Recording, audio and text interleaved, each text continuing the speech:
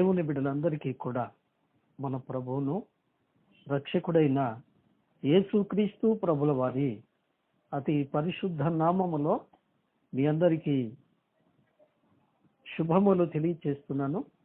దేవుని కృప మీ అందరికీ తోడైయుండును గాక. దేవుని వాక్యంలో నుంచి ఒక చిన్న మాట మనం చదువుకుందాం. మనకందరికీ తెలిసిన వాక్య భాగం, ఎందుకంటే నాకంటే మీరందరూ మంచి అనుభవం కలిగిన వారు, వాక్యంలో ఎంతో అనుభవజ్ఞులు ఉన్నారు, నాకు తెలుసు. అయితే దేవుడిచ్చిన సమయాన్ని బట్టి దేవుని సన్నిధిలో కొద్ది మాటలు జ్ఞాపకం చేసుకుందాం. రండి, కీర్తన గ్రంథం 23వ కీర్తన. కీర్తన గ్రంథం అండి 23వ కీర్తన. 23వ కీర్తన 5వ వచనాన్ని చదువుకుందాం. 5వ వచనాన్ని చదువుకుందామా?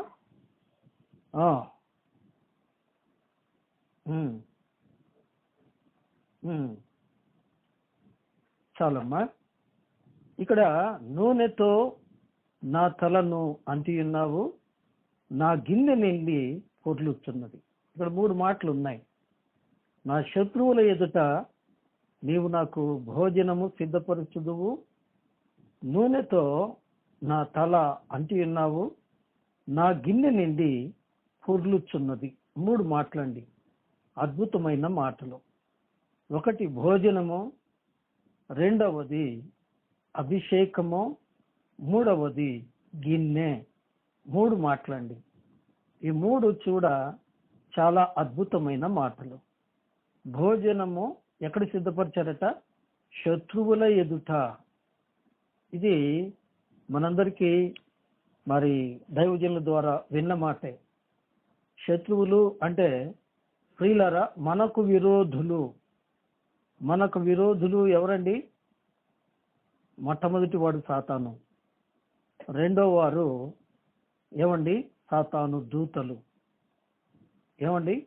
మూడో వారు సాతాను ప్రజలైన ఈ లోకస్తులు. నిజమే, ఈ లోకస్తుల ఎదుట దేవుడు ఏం చేశారట? భోజనము సిద్ధపరిచారట. ఎలా సిద్ధపరిచారు? వారందరి మీద జయమునిచ్చి. ఈ భోజనాన్ని మనం ఎక్కడ చూస్తాం? ఒక మాటే జ్ఞాపకం చేసుకొని మనం వెళదాం. ఆదికాండ గ్రంథం 14వ అధ్యాయము.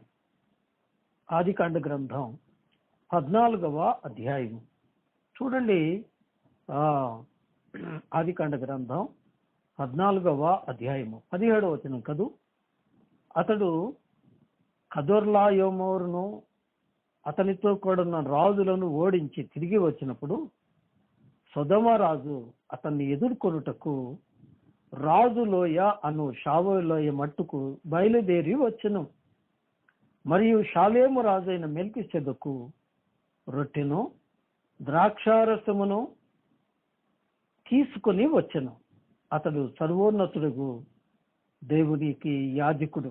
అప్పుడు అతడు అబ్రామును ఆశీర్వదించి ఆకాశమునకు భూమికిని సృష్టికర్తకు సర్వోన్నతుడైన దేవుని వలన అబ్రహాము ఆశీర్వదించబడును గాక అనియు, నీ శత్రువులను నీ చేతికి అప్పగించిన సర్వోన్నతుడుకు దేవుడు స్తుతింపబడును గాక అని చెప్పాను.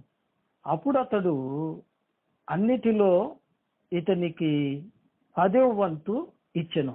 వినరు కదూ ఇక్కడున్న వాక్య భాగం, దయతో గమనించారా?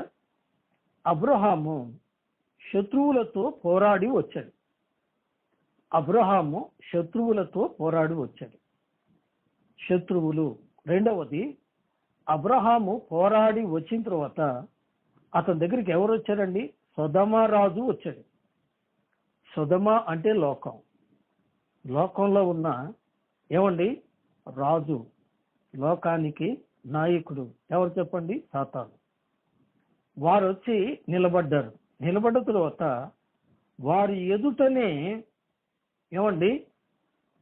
వారి ఎదుటనే మెల్కీసెదెకు ఏం తీసుకొచ్చాట? రొట్టెను ద్రాక్షారసమును తీసుకొచ్చాట. తీసుకొచ్చి అబ్రహాముకి ఇచ్చి అబ్రహామును ఆశీర్వదించారట. అబ్రహామును ఆశీర్వదించిన తర్వాత అబ్రహాము అతనికి ఏం చేశారటండి, తన సమస్తములో 10వ భాగము ఇచ్చెను అని చదువుతున్నాం కదండి. నిజమే ప్రియులారా. ఇక్కడ మనం చూస్తే శత్రువుల ఎదుట ఏమండి, శత్రువులను ఓడించిన తర్వాత కదా, ఇది దేన్ని చూపిస్తుంది అంటే విశ్వాసి యొక్క ప్రభు బల్ల ఆరాధనను చూపిస్తుంది. విశ్వాసి ఏమండి శత్రువులతో కలిసి ఉన్నాడు, తరువాత శత్రువుల నుండి విడిపడ్డాడు. అంటే యేసు ప్రభువారు అన్నారు, నేను మిమ్మను లోకంలో నుండి ఏర్పరచుకుంటుని కదండి. అంతేకాదు పేతురు అన్నాడు, మీరు ఈ లోక జనులకు వేరై రక్షణ పొందుడి అన్నాడు అపోస్తల కార్యంలో. కాబట్టి సొదమ అనేది పాపంలో ఉన్న లోతు బంధించబడ్డాడు. అయితే వారందరినీ జయించిన తర్వాత జయించి నిలిచినటువంటి రాజు దగ్గరికి ఎవరు వచ్చారండి? సొదమరాజు వచ్చాడు. సొదమరాజు సాతాను కింద లెక్క. ఏమండి, యేసు ప్రభువారు సేవకు అభిషేకించబడగానే సాతాను శోధించటానికి వచ్చాడు కదండి. సాతాను శోధించటానికి వచ్చాడు. నిజమే, శోధించడానికి వచ్చి నిలబడ్డప్పుడు అతని ఎదుట ప్రియులరా, అతని ఎదుట దేవుడు భోజనము సిద్ధపరచాడు. ఏమండి, ఆ విజయ భోజనము అది ఏమండి, జయించిన వారి భోజనము. నిజమే, అందుకని దేవుని వాక్య ప్రకారం ప్రభు బల్లారాధనలో పాలు పొందేవారు ఎటువంటి వారట? జయించిన వారు. ఏమండి, జయించిన వారు అంటే రక్షింపబడిన వారు. ఏమండి, ప్రభు కొరకు ప్రత్యేకించబడిన వారు. నిజమే, ఇక్కడ మనకు ఒక పాఠం నేర్పుతుంది దేవుని వాక్యం కదండి. రక్షించబడ్డాము, ప్రభు కొరకు ప్రత్యేకించబడ్డాము, ప్రభు బల్లారాధన దగ్గరికి వచ్చాం. మనం ఎలా ఉన్నాం? నిజంగా రక్షించబడ్డామా? రక్షించబడటం అంటే అర్థమేంటి? పాపముల నుండి విడిపించబడ్డ. యేసు ప్రభు అని నీ నోటితో ఒప్పుకొని దేవుడాన్ని మృతుల్లో నుండి లేపినని నీ హృదయమందు విశ్వసించిన ఎడల నీవు రక్షణ పొందుతావు అని రోమాపత్రికలో ఉంది. అలాగైతే మనం యేసు ప్రభువును ఒప్పుకోవాలి అంటే ఏం చేయాలండి? మన పాపములను మనము ఒప్పుకొనిన ఎడల, ఈ మాట అర్థం చేసుకోవాలా, మన పాపాలను మనము ఒప్పుకోవాలా. మొదటి యోహాను పత్రిక 1వ అధ్యాయంలో ఉంది. ఏమండి 9వ వచనం. ఏమండి, మన పాపములు మనము ఒప్పుకొనిన ఎడల ఆయన నమ్మదగిన వాడు, నీతిమంతుడు గనుక ఆయన సమస్త దుర్నీతి నుండి మనల్ని పవిత్రులుగా చేస్తారు కదండి. నిజమే. అలాగైతే ఈ దేవుని బిడ్డ, నిజంగా నీవు రక్షించబడ్డావా అనే మాటకు అర్థం ఏంటంటే నీ పాపంలో ఒప్పుకున్నావు. ఒప్పుకుంటే సరిపోతుందా? ఏమండి, ప్రార్థన మొదలుపెట్టినప్పుడు మీ పాపాలు ఒప్పుకోండి అంటే ఎన్నో మీటింగులు, ఎన్నో సంవత్సరం ఒప్పుకోవటం కాదు. ఒప్పుకోవటం ఎప్పుడండి? ఒక్కసారి ఒప్పుకున్న తర్వాత ఏం చేయాలండి? విడిచిపెట్టేయాలి. మరలా ఆ పాపపు ఆలోచన ఉండకూడదు. అలా ఉంటే తీర్పు పొందుతాం. దీన్నే జయించుట అంటారు. అందుకనే మొదటి కొరింథీ పత్రిక 15వ అధ్యాయం 57వ వచనం ఏం చెప్తుంది? ఏమండి, మన ప్రభు అయిన యేసుక్రీస్తు ద్వారా మనకు జయము అనుగ్రహించిన దేవుడు కదండి. మరణం మీద, పాపం మీద, పాతాళం మీద జయము అనుగ్రహించిన దేవుని నమ్ముకొని జయశాలులముగా ఆ భోజనంలో పాలు పొందాలి. అర్థమైందండి? ఏమండి, చక్కని మాట. ఏమండి, నా శత్రువుల ఎదుట నీవు నాకు భోజనము సిద్ధపరచుదువు. శత్రువుల ఎదుట భోజనం సిద్ధపరచుదు. నిజమే ప్రియులారా, లోకంలో ఉన్న సంఘం లోకస్తుల మధ్య నివాసం చేస్తూనే ప్రభు యొక్క భోజనంలో బల్లారాధనలో పాలు పొందుతుంది. అద్భుతమైన మాట కదండి. నిజమే. మన ధ్యానాంశము ఇది కాదు కానీ రెండోది, నూనెతో నా తల అంటి ఉన్నావు. ఏమండి? నూనెతో నా తల అంటి ఉన్నావు. నూనె అంటే నూనె పరిశుద్ధాత్మకు సూచన. పరిశుద్ధాత్మకు సూచన. నిజమే. ఏమండి? మీరు పాపక్షమాపణ నిమిత్తమై ప్రతి ఒక్కరూ యేసుక్రీస్తు నామంలో ఏం చేయమన్నాడండి? బాప్తిస్మము పొందండి అన్నాడు భక్త పేతురు కదండి. అపోస్తలుల కార్యం 2వ అధ్యాయంలో బాప్తిస్మం పొందితే ఏమొచ్చిందంట? పరిశుద్ధాత్మను వరమును మీరు పొందుతారు. విన్నారండి? బాప్తిస్మం పొందిన వారి మీదకి ఎవరు వస్తారు చెప్పండి? పరిశుద్ధాత్ముడు వస్తారు. పరిశుద్ధాత్మ వస్తూ ఏం చేస్తారు? వరములు తెస్తారు. ఏమండి? అందుకనే ఏమండి, వరాలు చాలా ఉన్నాయి. అవన్నీ చెప్పటం ఇప్పుడు సబ్జెక్ట్ కాదు. ఏమండి? వరాలు చాలా ఉన్నాయి. ప్రార్థించే వరం, ప్రభువును స్తుతించే వరం, ఆరాధన వరం, అద్భుత కార్యములు చేసే వరం, ప్రభువును ప్రకటించే వరం. నిజమే ప్రియులారా, చాలా వరాలు ఉన్నాయి. అలాగైతే ప్రభువును నమ్మి బాప్తిసం పొందిన నీవు వరమును పొందేవా? వరమును పొందేవా? ప్రార్థించే వరం. బాప్తిసం తీసుకున్నా ఎన్ని సంవత్సరాలైనా కొంతమందికి ప్రార్థన రాదు. జాగ్రత్త సుమ, ప్రార్థన రాదు. ప్రార్థన అంటే ఏంటయ్యా? ఏమండి? ప్రభువారు అన్నారు మత్తయి 7:7, అడుగుడి మీకు ఇవ్వబడును. ఏమండి? ఆస్క్, అడగటమే ప్రార్థన. ఏమండి? అడగటమే ప్రార్థన. ఆకలి అయింది అనుకోండి, అబ్బాయి ఏం చేస్తాడు చెప్పు? అమ్మ నాకు ఆకలి అవుతుంది, అన్నం పెట్టు అని గొడవ చేస్తాడు. That is called prayer. నిజమే కదండి. నిజమే. అవసరాన్ని అడగటమే ప్రార్థన. అలాగైతే దేవుని సన్నిధిలో ప్రార్థన చేయటం నీకొచ్చా? ఎందుకు ఇలా చెప్తున్నారు అన్నయ్య అంటే, ఏమండి, నా అనుభవంలో చాలా మందిని చూశాను. నా దగ్గర కూడా 2-3 ఉన్నారు. ఏమండి? వాళ్ళు బాప్తిసం పొందారు, బల్లారాధనలో పాలు పొందుతున్నారు. ఒక నోరు తెరిచి పాట పాడరు, నోరు తెరిచి ప్రార్థన చేయరు, ప్రభువుకు స్తుతులు చెల్లించరు. నేర్చుకుండా అంటే నాకు రాదండి, నాకు భయం అండి అంట. ఏమండి?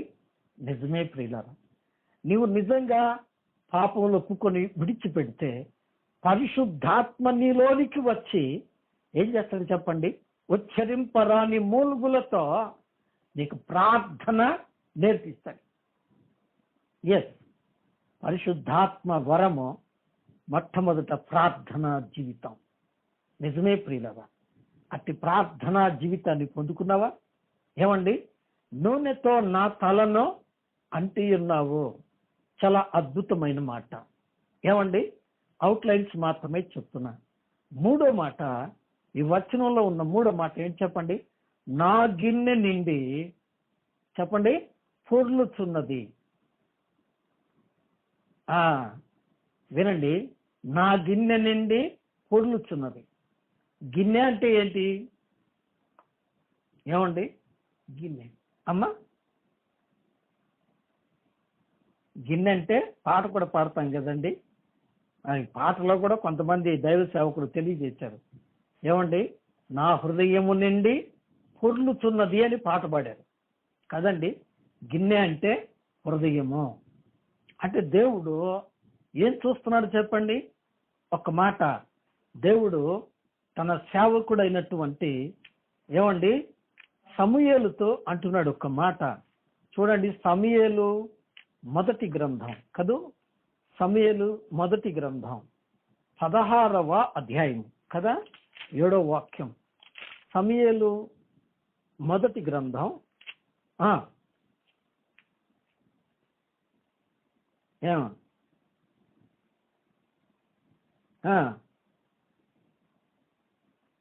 ఉమ్, ఉమ్. చాలండి. యెహోవా దేన్ని లక్ష్య పెడుతున్నాడు చెప్పండి? హృదయమును లక్ష్య పెడుతున్నాడు. అర్థమైందండి? దావీదు అంటున్నాడు, నా శత్రువుల ఎదుట నాకు భోజనం సిద్ధపరిచావు, నూనెతో నా తలను అంటావు, నా గిన్నె నిండి పుర్లుచున్నది అన్నాడు. ఏమండి? నా గిన్నె. ఇక్కడ గిన్నె అంటే ఏమనుకున్నామండి? హృదయము. ఏమండి? హృదయము. అందుకే దేవుడు అన్నారు, ఏమన్నారు? మనుషులు పై రూపమును లక్ష్య పెడతారు. ఏమండి? నీ పై రూపం ఎట్టుందో దేవుడికి అవసరం లేదు. దేవుడికి ఏం కావాలి చెప్పండి? ఏమండి? దేవుడికి ఏం కావాలి? నిజమే. నన్ను చూసిన వాళ్ళు ఏమనుకుంటారండి? చాలా మంది ఎగతాళి చేస్తారు నన్ను. నిజమే, ఎలీషాను చూసి బోడివాడ అని ఎగతాళి చేసేట. ఏమండి? నన్ను చూసిన వాళ్ళు కూడా ఏమంటారంటే, ఆ మేడ ఉంచుకున్న ఆయన అన్నడు వంగిపోయిన ఆయన అంటారు. ఎస్, దేవునికి స్తోత్రం. కానీ దేవుడు పై రూపమును చూడడు. మనుషులు దేన్ని చూస్తారు చెప్పండి? పై రూపాన్ని చూస్తారు. పై రూపాన్ని చూస్తారు. కానీ దేవుడు చూసేది ఏంటి చెప్పండి? హృదయాన్ని, లోపల ఉన్న మనసును. అమ్మ బాబు, దేవునిలోనికి రక్షించబడిన నీవు, దేవుని సన్నిధికి వచ్చిన నీవు, దేవుని చేత బాప్తిసం పొంది అభిషేకించబడిన నీవు, ఈ పూట దేవుడు అడుగుతున్నాడు, నీ హృదయము ఎలా ఉన్నది? దేవుడు ఏం చూస్తున్నాడండి? నీ రూపాన్ని చూస్తున్నాడు. దేవుడు నీ హృదయాన్ని చూస్తున్నాడు. ఏమండి? ఇంకో మాట, సామెతల పుస్తకం అండి, 23వ అధ్యాయము. సామెతల పుస్తకం 23వ అధ్యాయము, 26వ వచనం.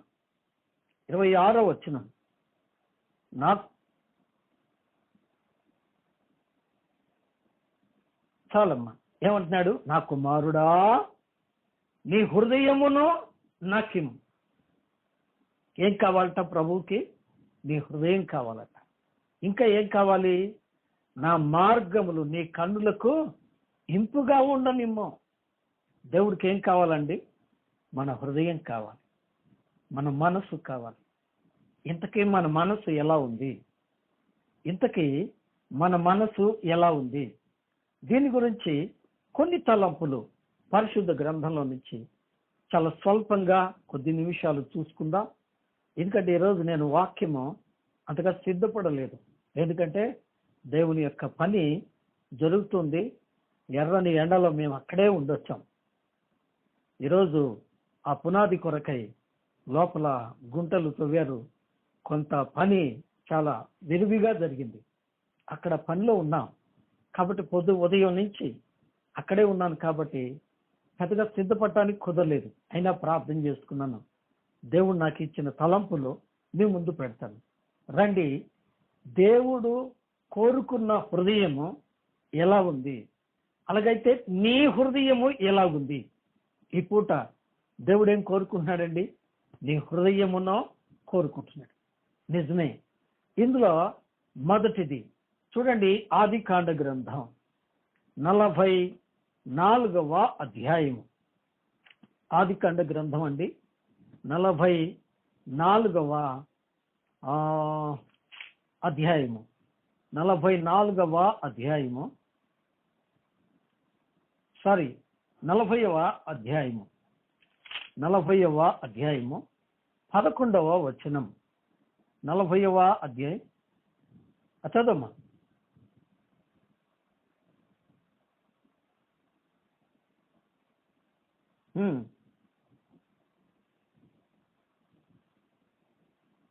చాలమ్మా. ఇక్కడ అంటున్నాడు, మరియు ఫరో గిన్నె నా చేతిలో ఉండెను, ఆ ద్రాక్ష ఫలములు నేను పట్టుకొని ఫరో గిన్నెలో వాటిని పిండి ఆ గిన్నె ఫరో చేతికిచ్చి తిని తన కలను అతనితో వివరించి చెప్పాను. మాకు వినండి, ఫరో ఎవరు? ఐగుప్తు. ఐగుప్తును ఆధ్యాత్మికంగా మనం దేంతో పోలుస్తాము? లోకంతో పోలుస్తాం. ఐగుప్తు రాజైన ఫరో దేవుని పిల్లలకు కీడు చేశాడా, మేలు చేశాడా? కీడే చేశాడు. ఏమండి? కీడే చేశాడు. అక్కడ వరకు శత విధాల ఏమండి విత్ ఫుల్ స్ట్రెంగ్త్ ప్రయత్నం చేశాడు. వాళ్ళని ఏదో చేయాలని, చంపాలని, వాళ్ళని నాశనం చేయాలని ప్రయత్నించాడు. అయితే దేవుడు అతన్ని ఓడించాడు కదండి. నిజమే. ఫరో లోక అధికారానికి సూచన. ఫరో లోక అధికారానికి సూచన. నిజమే ప్రియులారా. లోక అధికారం, లోకంలో ఏమండి అధికారంలో ఈనాడు చాలా మంది దేవుని పిల్లలు ఏం చేస్తున్నారంటే ద్రాక్ష గెలను పిండి. ఈ మాట మీరు అర్థం చేసుకోవాలి. ద్రాక్ష గెల ఎవరు? యేసు ప్రభువారు అన్నారు కదండి. యోహాను సువార్త 15వ అధ్యాయంలో ఏం చెప్పారండి? నేను నిజమైన ద్రాక్షావళిని, నా తండ్రి వ్యవసాయకుడు. ఇక్కడ ద్రాక్షావళి ఏం చదివామండి? నేను ఆ ద్రాక్ష గెలను, ఆ ద్రాక్ష ఫలములు నేను పట్టుకొని ఫరో గిన్నెలో వాటిని పిండాను. ఎవరి గిన్నెలో పిండాడు? ఫరో గిన్నెలో పిండాడు. బాగా అర్థం చేసుకోండి.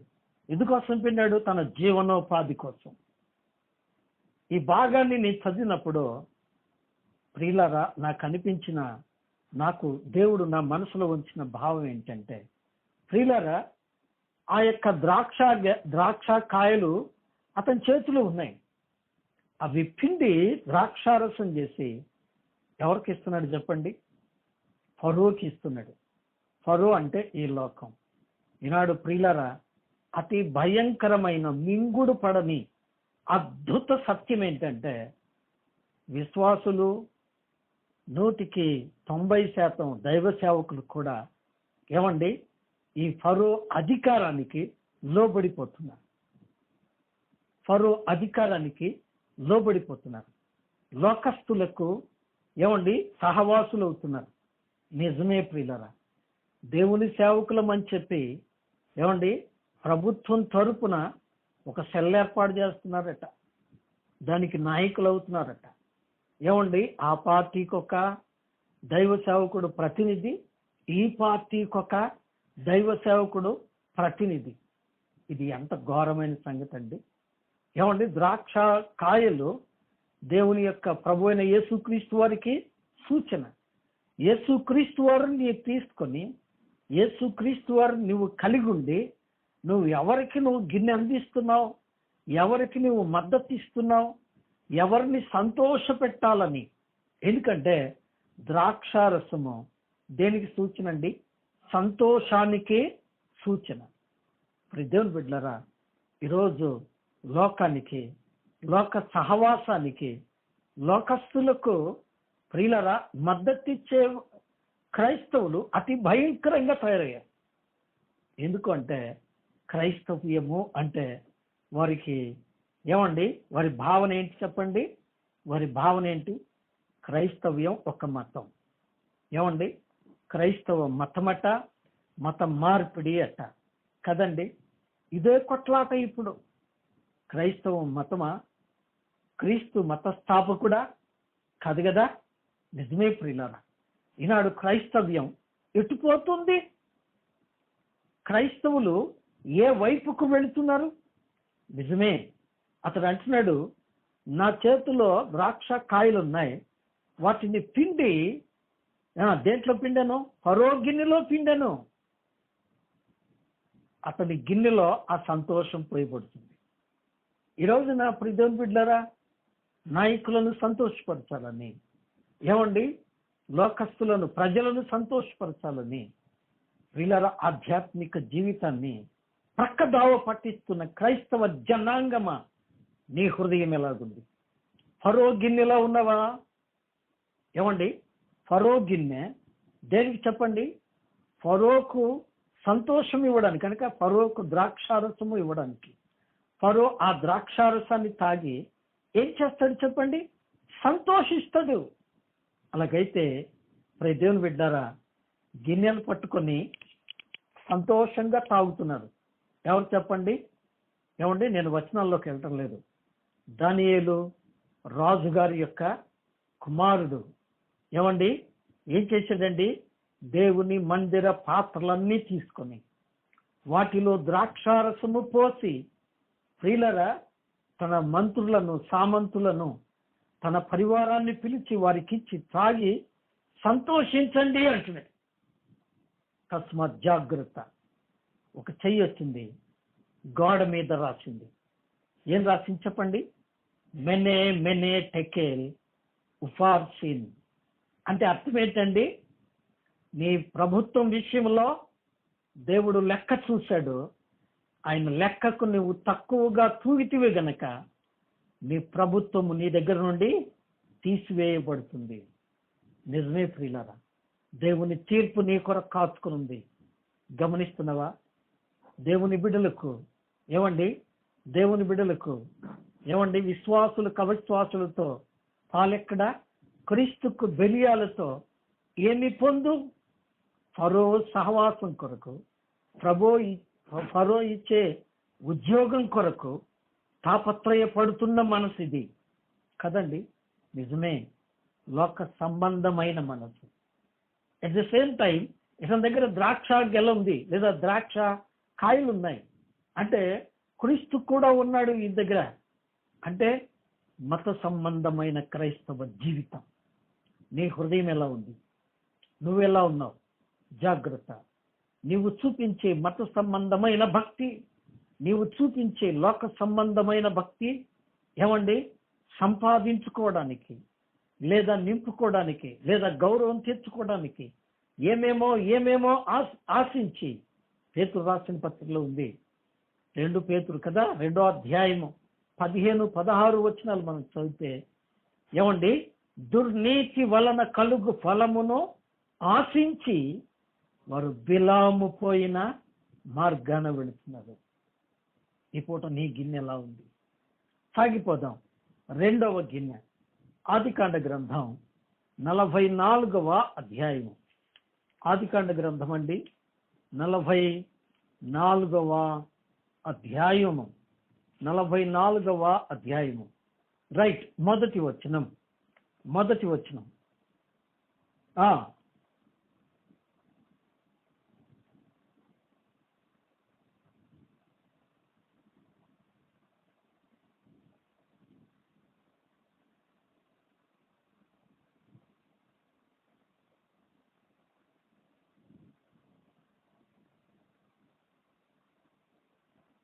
చాలండి.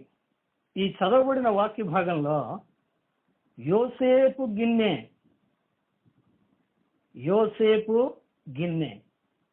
ఏమండి, యోసేపు గిన్నె ఏ గిన్నె? వెండి గిన్నె. బాగా అర్థం చేసుకోండి. వెండి గిన్నె. వెండి దేనికి సాదృశ్యం? విమోచనకు సాదృశ్యం. దేవుని బిడ్డలారా, తమ ఆకలి తీర్చుకోవడానికి ఆహారం కొరకు దేవుని బిడ్డలారా ఆ యొక్క ఇశ్రాయేలు కుమారులందరూ కూడా ఐగుప్తుకు వచ్చారు. ఐగుప్తుకు వచ్చిన వారికి ధాన్యాన్ని ఇచ్చి కనిష్ఠుడి యొక్క గోనె మూతిలో ఏం పెడుతున్నాడండి? తన వెండి గిన్నెను పెడుతున్నాడు.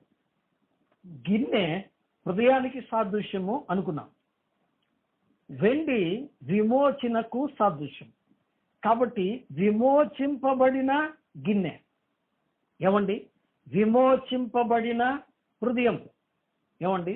నిజమే, మనకు విమోచన ఎలా దొరికిందండి? ఏమండి, మనకు విడుదల ఎలా దొరికింది? రోమాపత్రిక 8వ అధ్యాయము ఏమండి, 5వ అధ్యాయము 8వ వచనంలో మనం చదువుతాం. ఏమండి, కాబట్టి ఆయన రక్తము వలన ఇప్పుడు మనము నీతిమంతులుగా తీర్చబడి మరింత నిశ్చయముగా ఉగ్రత నుండి తప్పించబడుదుము. దేవుని నామానికి స్తోత్రం. ఏమండి, ఎలా జరిగింది? ఆయన ప్రేమించాడు. క్రీస్తు తన ప్రేమను వెల్లడిపరిచాడు. ఎట్లనగా మనం ఇంకను పాపులమై ఉండగానే క్రీస్తు మన కొరకు చనిపోయాడు. ఈ యొక్క కనిష్ఠుడి గోనెమూతిలో వెండి గిన్నె ఎందుకు పెట్టాడు అంటే యోసేపు అతన్ని ఎక్కువగా ప్రేమించాడు. నిజమే ప్రియులారా, మీరు కృపచేతనే రక్షింపబడితిరి, ఇది మీ వలన కలిగినది కాదు అని ఎఫెసీ పత్రిక 2వ అధ్యాయం 7వ వచనంలో మనం చదువుతాం. ఇది ఎలా జరిగింది? ఆయన మనల్ని ప్రేమించాడు. ప్రేమించి ఏం చేశాడండి? మన కొరకు తన ప్రాణము పెట్టాడు. ఆయన ప్రేమించి ఎఫెసీ పత్రిక 5వ అధ్యాయము 2వ వచనం ప్రకారం మనలను పరిమళ వాసనగా చేశారు. ప్రకటన గ్రంథం 1వ అధ్యాయము 6వ వచనం ప్రకారం ఆయన రక్తముతో మనల్ని పవిత్రులుగా, పరిశుద్ధులుగా, నీతిమంతులుగా, దేవుని సొత్తుగా, దేవుని ప్రజలుగా, దేవుని రాజ్యముగా, రాజులైన యాజక సమూహంగా చేశారు. ఏమండి? దీనికి కారణం విత్ లవ్. క్రీస్తు ప్రేమించాడు, దేవుడు ప్రేమించాడు. ఆ ప్రేమను పొందుకున్న నీవు దేవుని యొక్క సన్నిధానములో ఆయనను నీవు ప్రేమిస్తే ఏమండి, ఆయన నిన్ను ఏం చేస్తాడండి?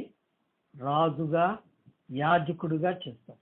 అందుకే అంటున్నాడు యోహాను సువార్త 1వ అధ్యాయంలో ఏమంటున్నాడు? తన్ని ఎందరు అంగీకరించిరో వారందరికీ దేవుని పిల్లలగుటకు ఆయన అధికారము ఇచ్చాడు.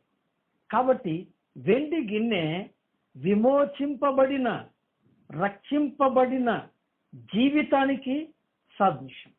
నిజమే ప్రియులారా. కాబట్టి ప్రభు మనల్ని ప్రేమించాడు. ఈ గిన్నె ప్రభు చేత ప్రేమించబడిన గిన్నె, ప్రభు ప్రేమతో ఉన్న గిన్నె. అవును, దేవుడు ప్రేమాస్వరూపి. ఏమండి? ప్రేమ లేనివాడు దేవుని ఎరుగడు. ఆయన నిన్ను ప్రేమించాడు, బానే ఉంది. ఏమండి? 1 యోహాను పత్రిక 3వ అధ్యాయం 16వ వచనం, ఆయన మనల్ని ప్రేమించి మన కొరకు ప్రాణం ఇచ్చాడు. కనుకనే ప్రేమ అంటే ఏంటో అర్థమవుతుంది. అలాగైతే నువ్వు ఆయన్ని ప్రేమిస్తున్నావా? నీ హృదయంలో ఆయన ప్రేమ ఉందా? కదండి. నిజమే ప్రియులారా. ఇక 3వది నిర్గమకాండం 16వ అధ్యాయము చూడండి. నిర్గమకాండము 16వ అధ్యాయం 33వ వచనం.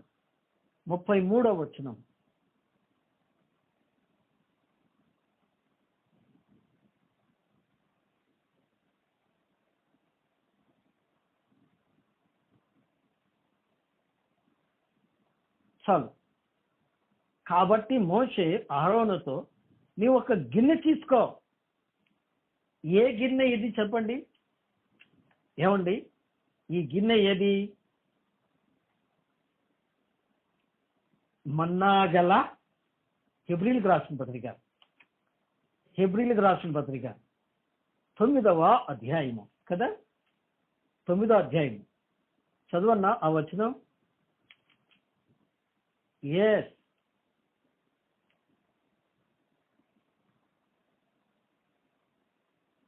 4వ వచనం కదమ్మా. 9వ అధ్యాయము 4వ వచనం. మన్నాగల బంగారు పాత్ర. మన్నా అంటే ఏమండి? మన్నా అంటే ఏమండి? అసలు దాని పేరంటే ఇది ఏమి అదేందో వాళ్ళకి అర్థం కాల, అందుకని ఇదేమని పేరు పెట్టారు. ఏంటయ్యా అది? పరలోకము నుండి దేవుడు కురిపించిన దేవదూతల ఆహారం. దేవదూతల ఆహారం ఏంటి? ఏమండి? పరలోకం నుండి దిగి వచ్చిన ఆహారం. జీవాహారము నేనే అన్నారు ప్రభు యోహాను సువార్త 6వ అధ్యాయంలో. జీవాహారము నేనే. మీ పితరులు మన్నాను తిని మృతి పొందారు కాదంటం లేదు, కానీ ఈ మన్నాను తినువాడు ఎన్నడూ చనిపోడు అని చెప్పారు యేసయ్య. ఏమిటమన్నా? యోహాను సువార్త 1వ అధ్యాయము 1వ వచనం. ఏమండి? ఆది యందు వాక్యం ఉండెను, వాక్యము దేవుని యొద్ద ఉండెను, వాక్యము దేవుడై ఉండెను. కిందకు వస్తే ఆ వాక్యము శరీరధారి అయి కృపా సత్య సంపూర్ణుడిగా మన మధ్య నివసించును. అందుకే ఆ ప్రభువారు అంటున్నారు, ఇది నా శరీరము. ఏంటంట? వాక్యము శరీరధారి అయి వచ్చారు. ఏమండి? ఆ మన్నా, పరలోకపు మన్నా ఎవరు? ప్రభువే. కాబట్టి ఆ ప్రభువే వాక్యము. ఏమండి? ఆ ప్రభువే వాక్యము. గిన్నెలో ఏం పోయమన్నాడు చెప్పండి? ఏమండి?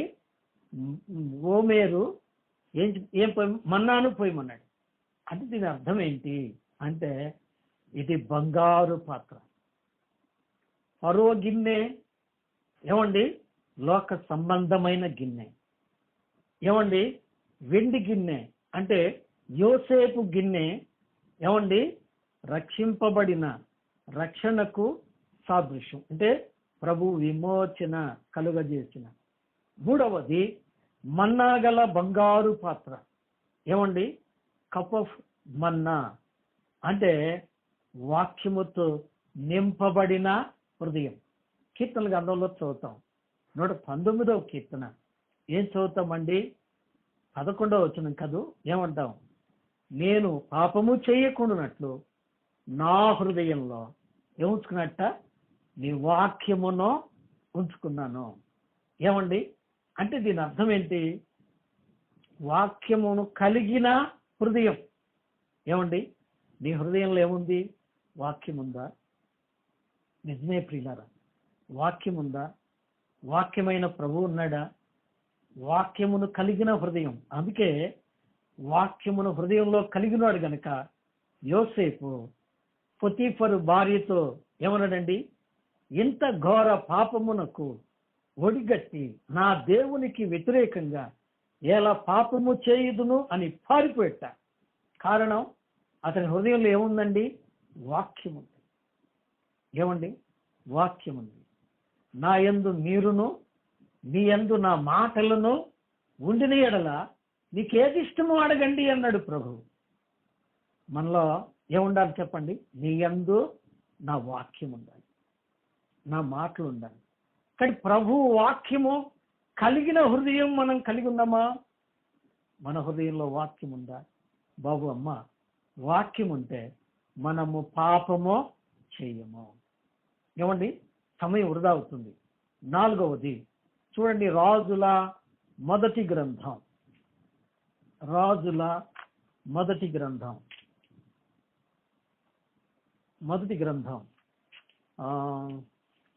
7వ అధ్యాయము 7వ అధ్యాయము రైట్ 40వ వచనం.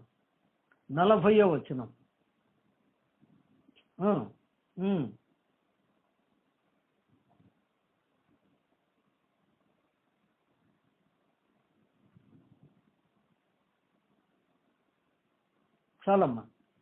హీరాము గిన్నె. హీరాము తొట్లను, చాటలను, గిన్నెలను చేసెను. ఎందుకు చేశాడు? ఏమండి? ఇవి ఇత్తడితో చేశాడు కదా. ఇత్తడి ప్రాయశ్చిత్తానికి సూచన. నిజమే ప్రియులారా, ఇత్తడి గిన్నెలు, ఏమండి? ఇత్తడి బలిపీఠము, ఇత్తడి చాటలు, ఇత్తడి గరిటెలు, ఏమండి? దేవుని మందిరపు యొక్క పని కొరకు ఉపయోగించే పనిముట్లు ఇవన్నీ. అవును, ఈ గిన్నె దేవుని మందిర పని కొరకై చేయబడిన గిన్నె. ఏమండి? దేవుని మందిర పని కొరకై చేయబడిన గిన్నె. ఈ గిన్నెతో ఏం చేస్తారు? నీళ్లు పోస్తారు. ఎక్కడ పోస్తారు? మనం ఇందాక చెప్పుకున్నాం, ద్రాక్ష కాయలను పిండి ఆ గిన్నె నిండా ద్రాక్ష రసం పోసి ఎవరికి ఇచ్చారండి? చెప్పండి, ఎవరికి ఇచ్చారు? ఫరోకి ఇచ్చారు. ఏమండి? అది ఫరోకు పరిచర్య చేయడానికి అతను ఉపయోగించిన గిన్నె.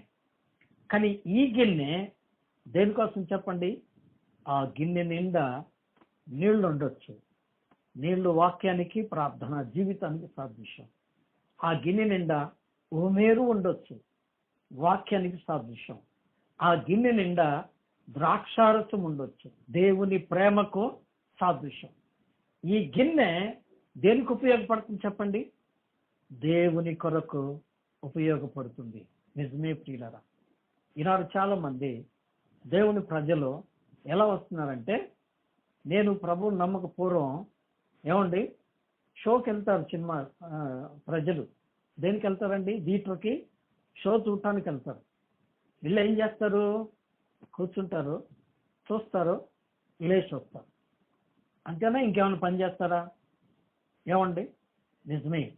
ఇక్కడ ఒక మాట చెప్తున్నాను, దయతో కోపడకు. ఏమండి, దేవుని మందిరానికి నువ్వు షో చూడటానికి వస్తున్నావా?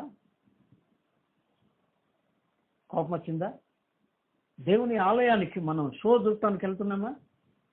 ఏమండి, పాటలు పాడే వాళ్ళని చూడటానికి, తర్వాత ప్రార్థన చేసే వాళ్ళని చూడటానికి, అయ్యగారు వాక్యం చెప్తుంటే వెనకాల డిజిటల్ స్క్రీన్ మీద వచ్చే కలర్స్ అన్ని చూడటానికి, అంతా అయిపోయిన తర్వాత ఏమండి నీట్గా లేచి రావడానికి. అందుకేనా? నో. దేవుని ఇంటికి మనం వెళ్ళినప్పుడు దేవుని పని కొరకు మనం ఉపయోగపడే హృదయాన్ని కలిగి ఉండాలి. ఏమండి, ప్రభువా ఇదిగో నా హృదయం, నా జీవితం నువ్వు ఉపయోగించుకోవయ్యా అని ఇచ్చే మనసు నీకుందా? నీ జీవితాన్ని దేవుని కొరకు ఇస్తున్నావా? ఏమండి, నీవు నీ కుటుంబం కొరకు, నీవు నీ ఉద్యోగం కొరకు, నీవు నీ యొక్క బంధువుల కొరకు, స్నేహితుల కొరకు గడిపే సమయం ఎంతో ఉంది, నేను కాదంటం లేదు. కానీ దేవుని కొరకై ఉపయోగించే సమయం ఎంత? దేవుని పరిచర్యకు ఉపయోగించే సంపాదన ఎంత? దేవుని పని కొరకై ప్రయాసపడే నీ యొక్క సామర్థ్యం ఎంత? ఆలోచించాలని ప్రభు పేరిట నేను జ్ఞాపకం చేస్తున్నాను. పరిచర్య హృదయం ఉందా? ఏమండి, దేవుని నామానికి స్తోత్రం. ఇది పరిచర్య. హీరాము గిన్నె పరిచర్య గిన్నె. ఏమండి, లోకస్తుల గిన్నె ఏమండి వెండి గిన్నె అయింది. వెండి గిన్నె బంగారు గిన్నె, అనగా వాక్యముతో నింపబడిన గిన్నె. బంగారము వాక్యముతో నింపబడిన తరువాత వాక్యాన్ని విని తెలుసుకున్న మనం ఏం చేయాలి? ప్రభువుకు ఉపయోగపడాలి. ఉపయోగపడుతున్నామా? ప్రభువుకు ప్రయోజనకరంగా ఉన్నామా? ఆలోచించాలని ప్రభు పేరిట నేను జ్ఞాపకం చేస్తున్నాను. సాగిపోదాం. 5వదిగా ఏమండి, నెహెమ్యా గ్రంథం. నెహెమ్యా గ్రంథం చూడండి, 1వ అధ్యాయము. నెహెమ్యా పుస్తకం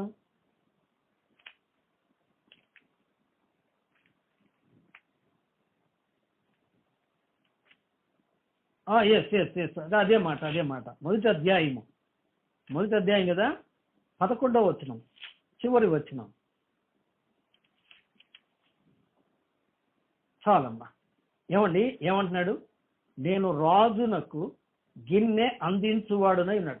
వాస్తవానికైతే ఈ 1వ అధ్యాయం అంతా మనం చదవాలి. దీన్ని ఏమంటారంటే నెహెమ్యా గిన్నె అంటారు.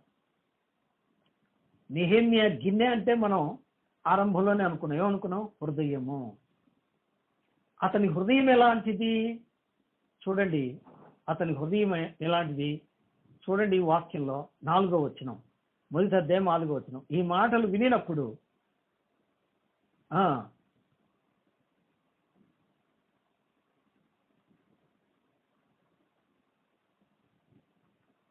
చాలండి, చాలమ్మా. ఎందుకంటే అధ్యాయం అంతా మీరు తీరిగ్గా మోకాళ్ళ మీద చదవండి. చాలా మంచి భావం ఉంది అక్కడ. ఇతడు అన్య దేశంలో ఉన్నాడు, అన్య రాజుకు గిన్నె అందించువాడుగా ఉన్నాడు. కానీ నెహెమ్యా గిన్నెలో ఏముంది చెప్పండి? ఏముంది? సంఘమును గూర్చిన ఆసక్తి ఉంది. కీర్తనకారుడైన దావీదు అన్నాడు, ఏమండి, నీ ఇంటిని గూర్చిన ఆసక్తి ఏం చేస్తుందంట? నన్ను భక్షించుతున్నది. ఏమండి, శిష్యుల మాట జ్ఞాపకం చేసుకున్నారు. ఎందుకు? యేసు ప్రభువారు దేవుని ఆలయాన్ని చూసి అక్కడ రోకలు మార్చేవారిని, పావురాళ్ళు అమ్మే వాళ్ళని, వ్యాపారాలు చేసే వాళ్ళని చూసి ఆయన అన్నారు, నా దేవుని మందిరమును మీరు వ్యాపారపు టిల్లుగా చేశారు అని చెప్పి వాళ్ళందరినీ ఎల్లగొట్టినప్పుడు శిష్యులట ఏమనుకున్నారు? ఏమండి, నీ ఇంటిని గూర్చిన ఆసక్తి నన్ను భక్షిస్తుంది అనే మాట వాళ్ళు జ్ఞాపకం చేసుకున్నట్ట. నిజమే, దేవుని ఇంటిని గూర్చిన ఆసక్తి. దేవుని బిడ్డలారా, దేవుని ఇల్లు ఎలా ఉంది? దేవుని ఇల్లు అంటే ఏంటి? ఏమండి, బ్రహ్మాండంగా చలువరాతి కట్టడాలు కట్టి చక్కని లైట్లతో వేయబడిన ఏమండి బిల్డింగా, దాన్ని ప్యాలెస్ అంటారేమో. ఈ మధ్య చర్చిలు ఏమండి దేవుని మందిరాలు అనబడే ఆ కట్టడాలు ఎలా ఉన్నాయంటే మెరిసిపోతున్నాయి, తలతల్లాడిపోతున్నాయి, బహు కాంతివంతంగా ఉంటున్నాయి. కానీ చర్చి అంటే, దేవుని మందిరం అంటే అది కాదు. ఏం చెప్పండి? వాక్యంలో ఉంది. ఏమండి, 1 కొరింథీ పత్రిక 3:16 మీరు దేవుని ఆలయమై ఉన్నారని, మీరు దేవుని ఆలయమై ఉన్నారు. ఏమండి, చాలమ్మా. ఏమండి, దేవుని ఆలయం, దేవుని మందిరం అంటే ఎవరు? మనుషులు, సంఘమే. అసలు చర్చ్ అంటే అర్థం ఏంటండి? చర్చ్ అనేది ఎక్లీషియా అనే పదంలో నుంచి వచ్చింది. అంటే అర్థం ఏంటండి? హూ కాల్డ్ అవుట్, బయటకు పిలువబడిన వారు కదండి. అంటే పాపంలో నుంచి పిలువబడి రక్షింపబడిన దేవుని బిడ్డలు.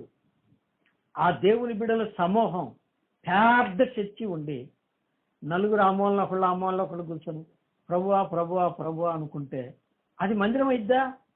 కాదు కదండి. చెట్టు కింద అయినా సరే, ఏమండి, ఒక చిన్న పాకలోనైనా సరే దేవుని పిల్లలు కూర్చొని ఆరాధించేదాన్ని సంఘం అంటారు. అలాగైతే దేవుని సంఘమును గూర్చిన ఆసక్తి ఉందా? దేవుని సంఘం కట్టబడాలి, దేవుని పరిచర్య జరగాలి, దేవుని కొరకు ఆత్మలు సంపాదించబడాలి, దేవుని సేవ కొరకు విస్తారంగా పని జరగాలి. దేవుని గూర్చిన ఆసక్తి ఉందా? ఏమండి, అతడు దేవుని యొక్క మందిరాన్ని గురించి ఏం చేస్తున్నాడండి? ఏడుస్తున్నాడు. అందుకనే రాజు అడిగాడు, 2వ అధ్యాయము ఏమండి 2వ వచనం, కాగా రాజు, నీకు వ్యాధి లేదు కదా, నీ ముఖము వికారముగా ఉన్నదేమి, నీ హృదయము దుఃఖము చేతనే అది కలిగినదేని నాతో అనగా. ఏమన్నాడు? ఏంటి నీ ముఖం అట్లా ఉంది? నీ హృదయంలో ఏదో దుఃఖం ఉందయ్యా అన్నాడు. అంటే అర్థం ఏంటి? ఏమండి, అన్నగారు చెప్తారు, ఏమండి, face is the monitor of heart అని కదండి.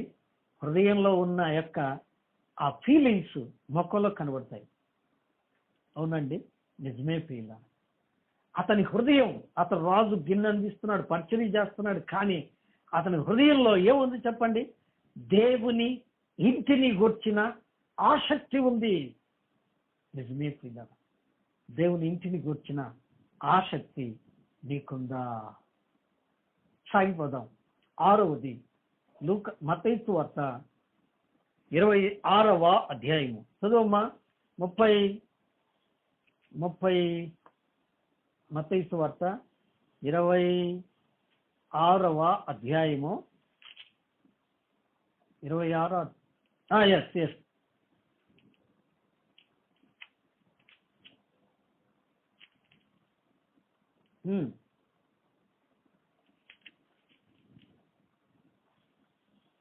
చాలమ్మా. 39వ వచనం ఏమంటున్నాడు? సాధ్యమైతే ఈ గిన్నె నా యొద్ద నుండి తొలగిపోనిమ్ము. ఏమిటా గిన్నె? ప్రభువారు ఆ గిన్నెను చూసి భయపడుతున్నారు. ఆయన దేహం గడగడ వణికిపోయింది. అందుకే ఆయన చెమట రక్తపు బిందువు వలె కారిందట. ప్రార్థన చేస్తున్నాడు. ప్రార్థన చేస్తూ అంటున్నాడు, ఏమంటున్నాడండి? తండ్రి, సాధ్యమైతే ఈ గిన్నె నా యొద్ద నుండి తొలగిపోము. ఏమిటి గిన్నె? ప్రభు సిలువలో పొందబోయే శ్రమలు. ప్రభు సిలువలో ఏం చేయబోతున్నారండి? శ్రమలు పొందబోతున్నారు. ఆ ప్రార్థనా కూటం అయిన తర్వాత, ఏమంటే గెత్సేమనే తోటలో ప్రార్థనా కూటం అయిన తర్వాత ఇస్కరియోతు యూదా వస్తాడు, ఆయన్ని పట్టిస్తాడు, సైనికులు పట్టుకుపోతారు. ఆ తరువాత సిలువలో మరణించేంత వరకు ఆయన ఏం పడాలి చెప్పండి? మరణ వేదన పడాలి.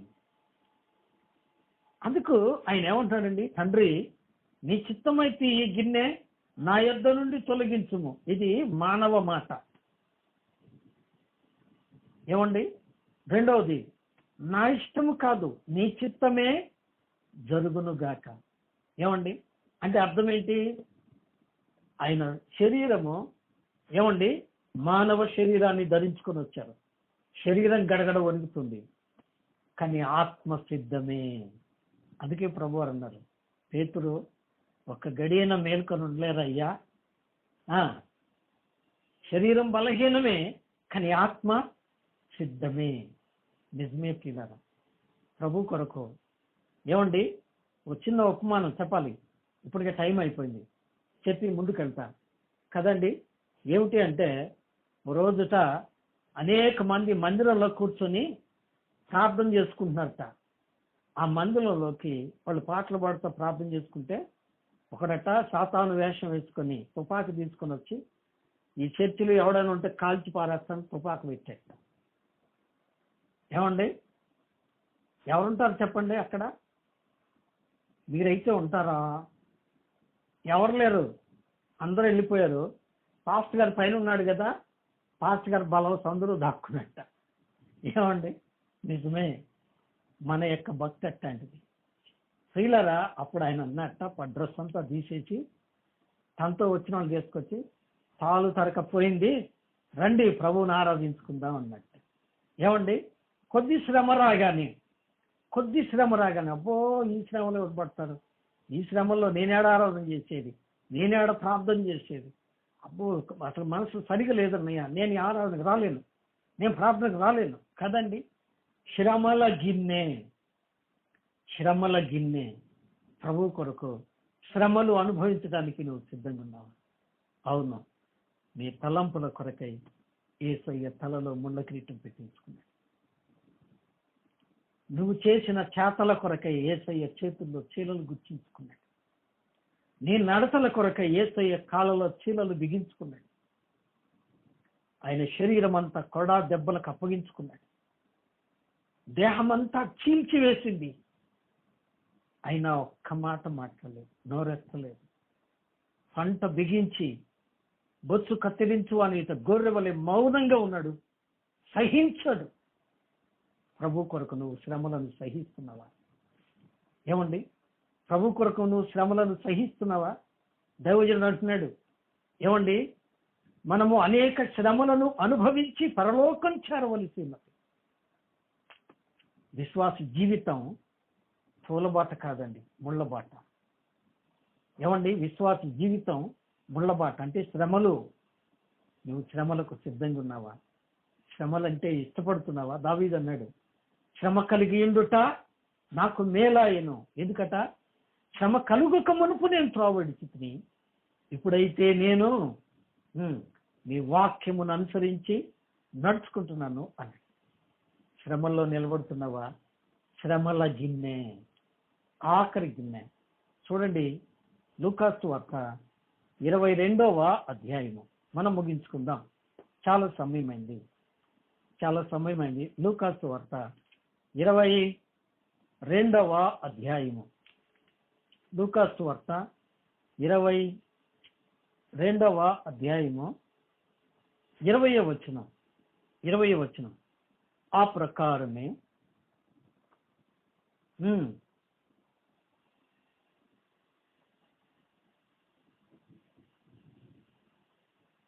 చాలమ్మా. ప్రభువారు గిన్నెని చేత పట్టుకున్నాడు. ఈ గిన్నె ఆరాధనకు సూచన. ఏమండి? ఈ గిన్నె ఆరాధనకు సూచన. ప్రభువారు ప్రభురాత్రి భోజనం కొరకై ఏం చేశారండి? రొట్టెను విరిచి వారికి ఇచ్చారు. ఇది నా శరీరం, తీసుకొని తినండి. దేవుని వాక్యం తినాలి, ఆరాధనలో వాక్యం ఉండాలి. ఏమండి? గిన్నె చేత పట్టుకొని, ఇది నా రక్తము, మీరు దీన్ని తీసుకొని త్రాగండి. దేవుడు ఆత్మ గనుక ఆయన ఆరాధించేవారు ఆత్మతో సత్యముతో ఆరాధించవలెను. ఏమండి? యోహాను సువార్త 4 ఏమండి ఎన్నో వచనం? 24 వచనం కదా. అలాగైతే ఏమండి, ఆరాధనతో నింపబడిన హృదయం ఆరాధనా పాత్ర, ద కప్ ఆఫ్ వర్షిప్. నిజమే ప్రియులారా, ఆరాధించే మనసు ఉందా? చాలా మంది ఏం చేస్తారంటే ప్రియులారా, ప్రార్థనకు వస్తారు, పాటల్లో ఉంటారు, వాకింగ్ కొరకు నిద్రపోతానో పాపం ఎలాగో ఉంటారు. తర్వాత ఏం చేస్తారంటే అంతా అయిపోయిన తర్వాత కానుకేసేటప్పుడు కానుకేసి మరీ వెళ్ళిపోతారు. మిగతాది ఏం అక్కర్లేదు వాళ్ళకి. కారణం ఏంటంటే దేవుడి దగ్గరికి వెళ్ళామా, కూర్చున్నామా, కానుకేసామా, వచ్చామా. కానుకేస్తే ఆయన ఆశీర్దిస్తాడు. దట్ ఈస్ చాలు. దేవుడి దగ్గరికి వెళ్తే ఆశీర్వాదం చాలా కాదండి. రక్షించిన ప్రభువుకు ఆరాధన చెల్లించాలి. ఏమండి, ప్రభువారు ఎందుకు సృజించారు? యెషయా గ్రంథంలో ఉంది. ఏమండి, మనల్ని ఎందుకు సృజించారు? నా మహిమ నిమిత్తము నేను సృజించిన నా జనులు నా స్తోత్రమును ప్రచురము చేయుదురు అన్నారు. దేవుని మహింపరచాలి, ఆయనకు స్తోత్రం చెల్లించాలి. ఇంకో గిన్నె చూడండి, కీర్తన గ్రంథం 116 అధ్యాయము 13 వచనం. కీర్తన గ్రంథం 116 అధ్యాయము 13 వచనం. రక్షణ పాత్రను చేత పట్టుకొని, ఇది స్తుతుల గిన్నె. ఏమంటే స్తుతుల గిన్నె, స్తుతి ఆరాధన, స్తుతి ఆరాధన. ఏమండి, దేవుని వాక్యము, దేవుని వాక్యానుసారమైన స్తుతి, దేవుని వాక్యానుసారమైన ఆరాధన. ఏమండి, విశ్వాసికి ఆరాధన అతి ముఖ్యం. ఏమండి, అతి ముఖ్యం.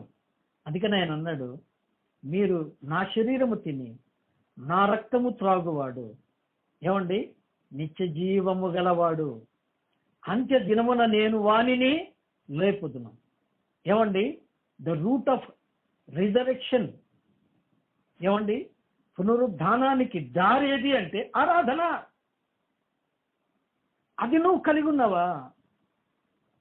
అది లేకపోతే ఏమండి మనం ఈ లోకంలో ఏమండి మత సంబంధమైన భక్తి కలుగున్నట్టే. పరలోకం చేరాలంటే ప్రభువారు అన్నారు, నా శరీరము తిని నా రక్తము త్రాగువాడు నిత్య జీవము గలవాడు, వాడు తీర్పులోనికి రాక మరణములో నుండి జీవములోనికి దాటి ఉన్నాడు. అంతేకాదు, నేను వానిని అంత్యదినమని ఏం చేస్తాడట? లేపుతాడట. ప్రభువుతో కూడా పునరుద్ధానంలో ఉండి పరలోకంలో ఉండాలి అంటే ఏమండి, the important way is worship. ఆరాధనలో 3 భాగాలు ఉన్నాయి. ఒకటి స్తుతి ఆరాధన, రెండవది కృతజ్ఞత ఆరాధన, మూడవది అర్పణ ఆరాధన. ప్రభువును నోరారా స్తుతించాలి, ప్రభువును హృదయమారా ఆరాధించాలి, నిండు మనస్సుతో ప్రభువు కొరకు సమర్పణ చేయాలి. ఇది నిజమైన ఆరాధన. నిజమే, కొన్ని గిన్నెలను చూసాం. ఈ పూట దావీదు అంటున్నాడు, నా గిన్నె నిండి పొర్లుచున్నది. ఇంతకీ నీ గిన్నె ఎట్లా ఉంది? అంటే నీ హృదయమో ఎలా ఉంది? పరో గిన్నెలాగా ఉందా? వెండి గిన్నెలాగుందా?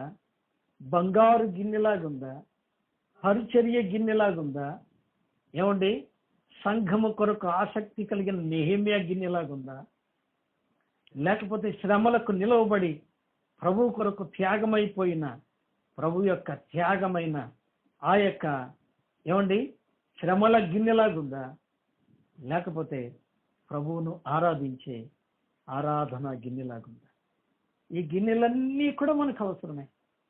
రక్షణ అవసరమే, వాక్యము అవసరమే, స్తుతి ఆరాధన అవసరమే, ప్రభువుకు సమర్పణ అవసరమే, పరిచర్య అవసరమే, ప్రభు కొరకు సమర్పణ అవసరమే. ఇంతకీ నీ గిన్నె ఎలా ఉంది? నీ హృదయంలో ఏముంది? నేను ముగిస్తున్నా, మరొకసారి చెప్తున్నా. ప్రభు అన్నాడు, మనుషులు పై రూపమును లక్ష్య పెట్టుదురు, కానీ దేవుడైన యెహోవా దేని లక్ష్య పెడతాడండి? హృదయమును లక్ష్య పెడతాడు. ప్రభువు నీ గిన్నెలోనికి చూస్తున్నాడు, నీ హృదయంలోనికి చూస్తున్నాడు. నీ గిన్నెలా ఉంది, సరిదిద్దుకో. ప్రభువుకి ఇష్టమైన హృదయంగా నీ జీవితాన్ని మార్చుకో. అతి కృప వాక్యం విన్న మనకందరికీ ప్రభు అనుగ్రహించును గాక. దేవుడు తన మాటలను మన కొరకై ఆశీర్వదించును గాక. ఆమేన్.